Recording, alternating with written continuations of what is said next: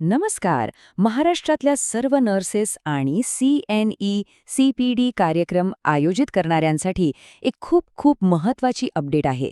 Maharashtra nursing काउन्सिलने काही नवीन नियम जाहीर केले आहेत आणि त्याचा थेट परिणाम सगळ्यांच्या कामावर होणार आहे.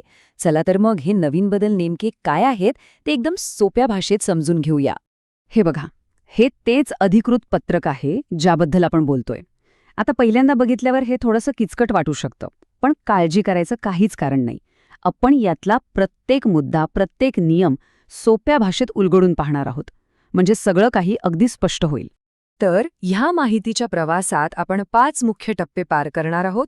सगळ्यात आधी बघूया परिचारिकांसाठी काय महत्त्वाचे बदल झाले आहेत, त्यानंतर आयोजकांसाठीचे नवीन नियम, मग फी आणि जबाबदारीबद्दलच्या सूचना आणि शेवटी ह्या सगळ्याचा आढावा घेऊ. चला, थेट मुद्द्यावर येऊया. पहिला आणि सगळ्यात महत्त्वाचा भाग, महाराष्ट्रातील प्रत्येक नोंदणीकृत परिचारिका आणि नर्सिंगच्या विद्यार्थ्यांसाठी नक्की काय बदललं आहे. इथे 3 खूप मोठ्या आणि खरंच फायद्याच्या गोष्टी आहेत. पहिली आणि सगळ्यात मोठी गुड न्यूज, आता मान्यताप्राप्त CNE, CPD कार्यक्रमांसाठी कोणतीही फी द्यावी लागणार नाही. हो, ते आता मोफत असतील. दुसरी गोष्ट, जे विद्यार्थी ANM, GNM किंवा BSc नर्सिंग करत आहेत त्यांना कोर्स पूर्ण होईपर्यंत CNE, CPD मधून सूट देण्यात आली आहे. आणि तिसरी, जी खूपच महत्त्वाची आहे, ती म्हणजे आता सरकारमान्य आयगॉट ऑनलाईन ट्रेनिंगचे क्रेडिट पॉईंटसुद्धा ग्राह्य धरले जाणार आहेत. आता साहजिकच मनात प्रश्न येतो की हे आयगॉट म्हणजे नेमकं काय. तर हे सरकारचं एक अधिकृत ऑनलाईन ट्रेनिंग पोर्टल आहे. आणि चांगली गोष्ट ही आहे की आता यावर पूर्ण केलेले कोर्सेस क्रेडिट पॉईंट्स मिळवण्यासाठी खूप उपयोगी ठरणार आहेत. पण थांबा, इथे एक छोटीशी पण खूप महत्त्वाची अट आहे. हा जो 80% आकडा दिसतोय ना, तो खूप महत्त्वाचा आहे. याचा अर्थ असा की एकूण आवश्यक क्रेडिट पॉईंट्सपैकी जास्तीत जास्त 80% क्रेडिट्सच आयगॉट सारख्या ऑनलाईन माध्यमातून मिळवता येतील. उरलेले 20% हे ऑफलाईन कार्यक्रमांमधूनच पूर्ण करावे लागतील. ठीक आहे. हे तर झाले परिचारिकांसाठीचे बदल. आता नाण्याची दुसरी बाजू पाहूया. म्हणजे ज्या व्यक्ती किंवा संस्था हे CNE, CPD कार्यक्रम आयोजित करतात त्यांच्यासाठी काय नवीन नियम आले आहेत. समजा एखाद्या आयोजकाला आपल्या जिल्ह्याच्या बाहेर कार्यक्रम आयोजित करायचा आहे, तर आता त्यासाठी एक नवीन पद्धत ठरवून देण्यात आली आहे. त्यांना आता 2 ठिकाणांहून परवानगी घ्यावी लागेल. पहिली आपल्या स्वतःच्या स्थानिक परिषदेकडून आणि दुसरी ज्या जिल्ह्यात कार्यक्रम आयोजित करायचा आहे तिथल्या परिषदेकडून. ही दुहेरी परवानगीची प्रक्रिया आता बंधनकारक आहे. आता वळूया एका खूपच महत्त्वाच्या भागाकडे, तो म्हणजे पैसे आणि जबाबदारी. कार्यक्रमातले जे वक्ते म्हणजे स्पीकर्स आणि निरीक्षक म्हणजे ऑब्झर्व्हर्स असतात त्यांच्या भूमिका काय असतील आणि फीबद्दल काउन्सिलचे काय कडक नियम आहेत ते आता पाहूया.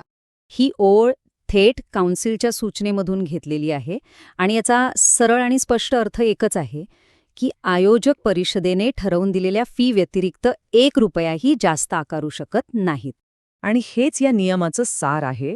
या कार्यक्रमांचा मूळ उद्देश ज्ञान वाटणं आहे, नफा कमावणं नाही.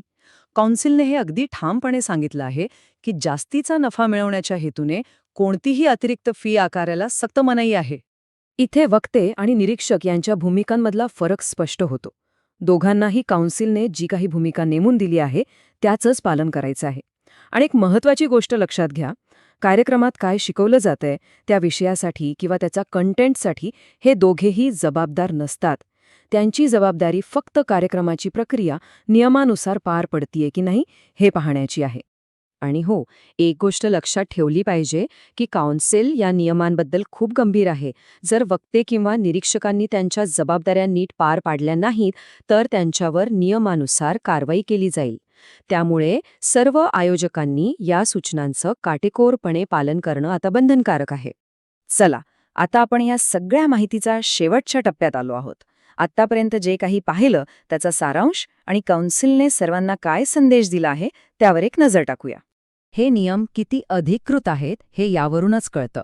या सूचनेवर महाराष्ट्र नर्सिंग काउन्सिलच्या प्रभारी व्यवस्थापक श्रीमती अर्चना बडे आणि अध्यक्ष डॉक्टर रामलिंग माळी यांच्या सह्या आहेत. हेच या नियमांचं गांभीर्य दाखवून देतं.